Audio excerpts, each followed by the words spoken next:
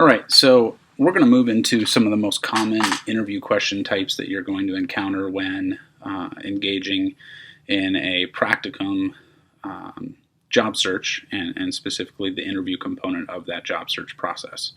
The two main types I wanted to focus in on for this segment are just direct interview questions, what those entail, as well as what are known as behavioral-based or sometimes referred to as situational interview questions. So we're going to start with direct interview questions and what that content entails. So this tends to be factual information, anything and everything specifically on your resume. So be prepared to explain and elaborate on any content that you articulate on that resume document. It could be just an employer having access to that document and wanting to know something more about the experience that you possess or a skill set that you've articulated, making sure that you have responses prepared to address all of those. These could also be questions related to things such as, hey, what are your strengths? What are your weaknesses? And those can be sometimes tricky questions to respond to. In my opinion, weaknesses can be very difficult, but I think if you take the approach of trying to reframe weaknesses into an area for growth or an area for development and respond by giving examples of specific actions you are doing to improve in a certain area, it tends to be very well received by employers or anyone engaged in an interview process. So that's just kind of a strategy to circumvent that response. And so rather than harping on a weakness that you may feel like you have to talk about, saying, well, an area for development for me is X, and giving some details on that and how you're working on improving it. And then these questions could be, have you ever worked with SQL before? Or do you know basic object-oriented programming paradigms, as an example? So success in directed interview questions, make sure that you ultimately address the question in your response. So tie directly back to that. If you can, respond back to specific job qualifications and needs, if at all possible. And then feel free to articulate particular skills or competencies that you possess in your response. So as an example, why do you want to work for this company? Could be a direct interview question that you are asked. An answer could be, my friend had the first practicum here and was really able to apply and expand their knowledge in web development.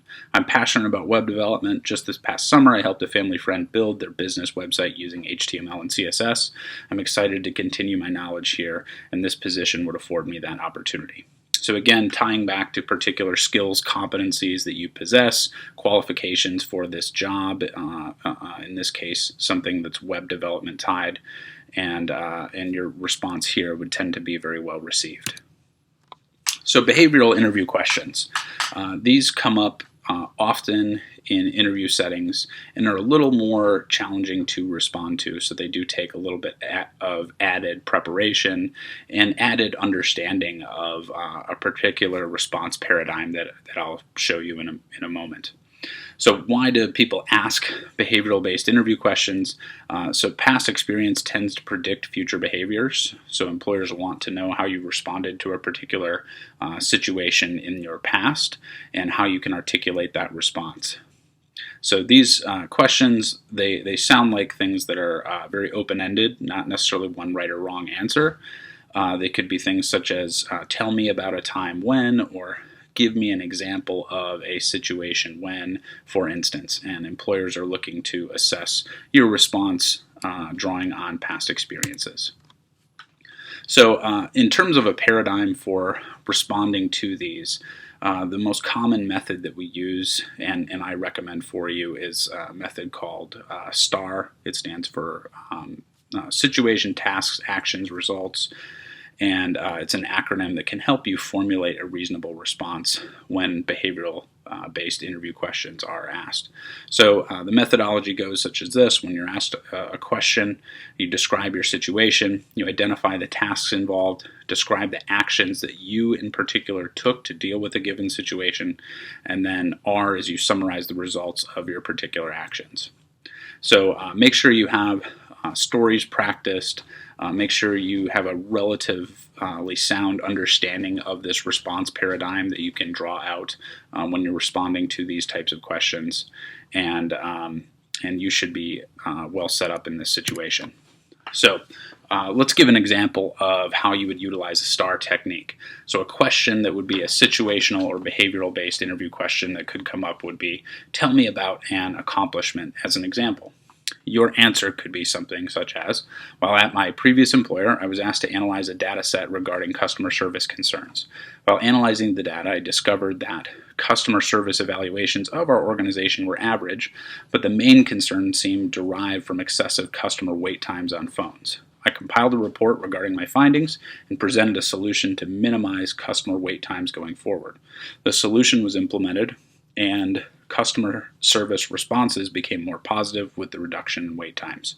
So again, you provide a very, very thorough yet succinct response to the statement indicated here, and you're using the general paradigm of the STAR method, where we're describing a situation, actions, tasks that you took in particular, and the results of your actions. So, towards the conclusion of an interview, you're going to always have the opportunity to ask questions of the interviewer. It's my recommendation that you have what I refer to as informed questions to utilize. And these could be anything that are derived from research that you've done in advance of meeting with that company. So as an example, if you're meeting with GE and you do research on GE, and your research indicates that GE has been working to develop a new engine turbine for a Black Hawk helicopter, an informed question example could be, I recently read in a news report that GE was working with the US military to develop a new engine turbine for Black Hawk helicopters. I found this particularly interesting in terms of innovation within the organization. What types of new and innovative projects could a potential practicum student be involved in? So again, you're taking information that you've taken offline through research that you've done, and you're making the interviewer known about the information that you have, and you're asking a particular question that is tied to that. So informed questions are a really, really good way to distinguish yourself from the masses.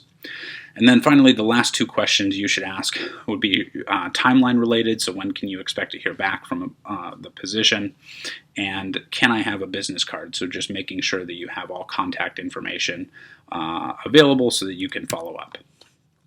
So key takeaways in this segment are be prepared to respond to the tell me about yourself, likely the most common question that you'll be asked to respond to, and referencing that elevator pitch is always a good idea. Think about why you want to work for a given company and have responses prepared for that. Know strengths and weaknesses, and again, a technique to deal with weaknesses as reframing that question into a potential area for development or an area for growth. And then have stories that are prepared about teamwork, leadership, difficult situations, anything that could come up in those situational or behavioral based interview questions, and then have a general understanding of that STAR framework. And then finally, with directed questions, be prepared to talk about anything on your resume, anything very direct that could come up, also related to the job or the particular position you're applying for.